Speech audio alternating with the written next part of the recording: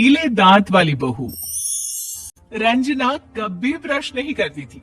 उसे कितनी बार उसके माँ बाप ने डांटा, लेकिन उसका कोई असर उस पर होता ही नहीं था, जिस कारण से उसके दांत पीले पीले हो जाते हैं। शादी के बाद।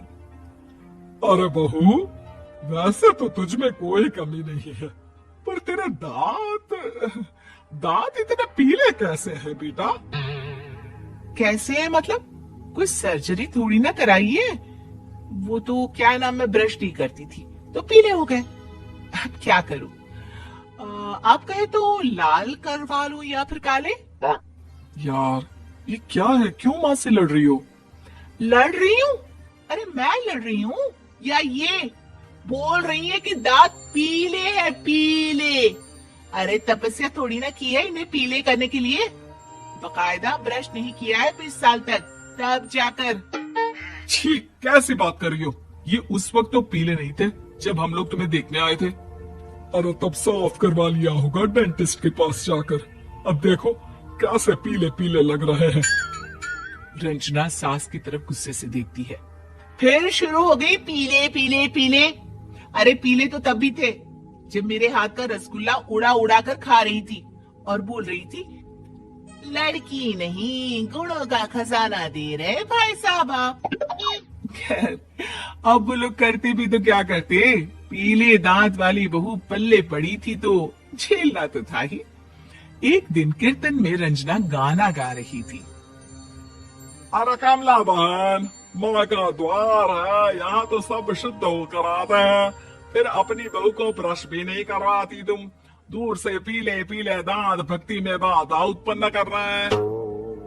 और कोई 2 साल के बच्चे थोड़ी ना लेकर आई हूँ मैं बहू बनाकर। अच्छी खासी लड़की है, अरे कैसे करवाऊं ब्रश? ये तो उसे खुद करना चाहिए ना।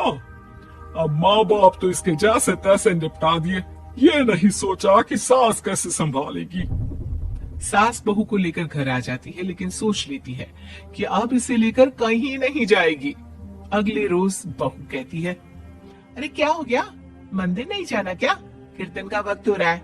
मेरी मधुर वाणी से कान्हा जी जागते हैं और सोते हैं। आप तो जानती है ना उनकी भक्ति में कितना मन लगता है मेरा। वो क्या है ना, तबीयत ठीक नहीं लग रही है मेरी, आराम करूंगी मैं। तबीयत ठीक नहीं लग रही? अभी तो मिथुन के गाने पर नाच रही थी आप, और अब बोल रही है कि तबीयत ठीक नहीं लग रही। अरे भक्ति में मन लगा लो सासू माँ, ऊपर जाना है, क्या मुंह दिखाओगी आप? हाँ। सास को बहू की बात पर गुस्सा आ जाता है। मैं क्या मुंह दिखाऊंगी, इसकी चिंता तो ना कर, समझी? अपने मुंह की चिंता कर, जो ये पीले पीले दांत लेकर हर जगह पहुंच जाती है। पता है लोग कितना मजाक बनाते हैं। ना जी ना, मैं नहीं जाना कहीं तेरे साथ। तो ये बात है। कोई ना, मत जाओ, मैं अपने कमरे में ही बैठकर भक्ति कर लूंगी।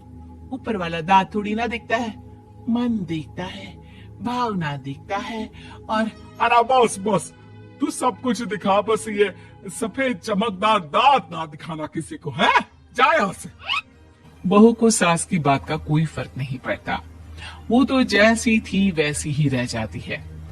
सुबह नहाकर किचन में खाना बनाना, फिर खाना खाना, कीर्तन भजन करना और सो जाना। एक दिन, माँ जी मैं सहेली के घर जा रही हूँ, शाम को लेट आऊंगी।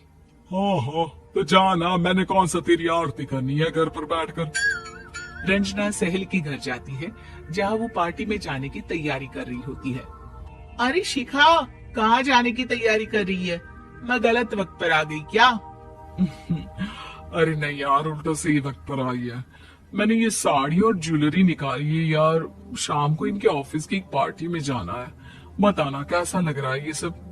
नहीं यार, इस ड्रेस के साथ तो वो वाली ज्वेलरी अच्छी लगेगी। हाँ सही बोल रही है, मैंने ध्यान ही नहीं दिया। वैसे तो हमेशा से मस्त फैशन सेंस रखती है। तो बड़ा जाती होगी ना पति के साथ पार्टी में। रंजना कुछ नहीं बोलती, बस सोचती है कि यार काश ये बात सही हो जाती। पर मैं क्यों नहीं जाती पार्टी में? क्या इन लोगों की कोई पार्टी होती नहीं होगी? रंजना घर आती है और रात में पति से सवाल करती है, एक बात बताइए, आप मुझे किसी पार्टी में क्यों नहीं ले जाते? क्या आपके यहाँ ऑफिस में पार्टी नहीं होती? पति बेचारा क्या कहता कि दांत पीले हैं तुम्हारे इसलिए। अरे कोई पार्टी होती नहीं हम लोगों के ऑफिस में, तो कहाँ से लेकर जाऊं? और मार्केट, मॉल, कहीं वीकेंड घूमना, कहीं तो। अरे यार सारे हफ्ते में एक छुट्टी मिलती है, तो सोचता हूँ कि आराम ही कर लूं। क्यों? रंजना मन मार के रह जाती है।